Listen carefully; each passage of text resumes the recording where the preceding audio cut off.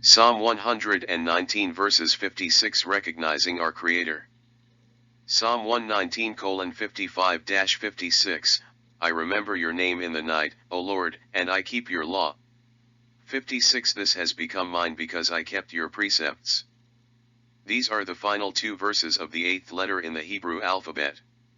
When we remember his name in the night, do we recall that he is infinitely wise, holy, and good, the cause and creator of all that is? His name includes all his attributes. The night is a time when material things give way to the spiritual, lifting us into conformity with the divine. As we think on him in the quiet of the night, we are raised to a new and ennobling relationship with him, that of an adopted child of the King. It is the glory God has given mankind as the only one of his creation that can think about and recognize their Creator. I don't believe that turtles, dolphins, monkeys, or even the fictitious Sasquatch spend any part of their day thinking about the majesty of their Creator or give thanks, do you? Our human problem with obedience, keeping his precepts, is that we have inherited a pride-filled rebellious nature that knows evil all too well from our fallen ancestor Adam, a nature that has been vacated by God's indwelling Holy Spirit, making us incomplete, only a body and a soul. The propitiation of Christ came about so that God could justify us and again allow humankind to be indwelt by his Spirit, making the penitent person complete by the addition of his indwelling Spirit.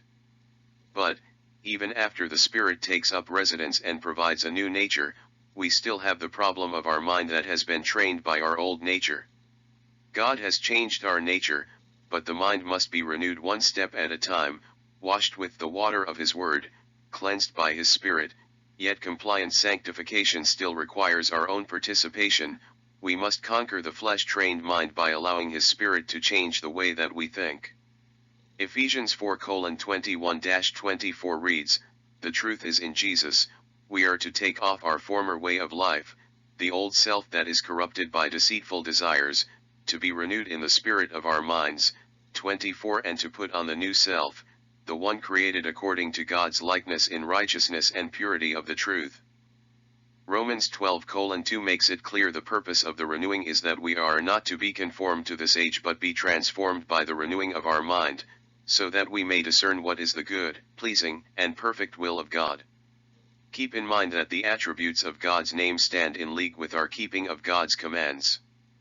Now, we do not doubt that there is given to every true Christian at least the portion of grace which is requisite for the duties appointed to us by God, even though without the grace nothing can be done, and with the Spirit's grace all may be done. It does not follow that just because the grace is conferred that the work will be accomplished.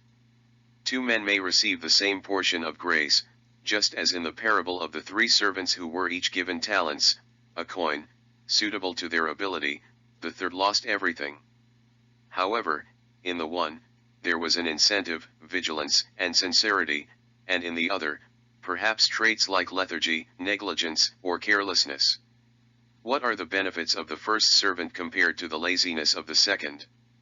The one improved God's gift and therefore he grew in God's grace, the other neglected God's gift, and either he is slothful, or he carelessly chooses to step back from God's benevolence. It is true that grace springs solely from God, but our growth in grace depends much on what we do with what God has trusted us with.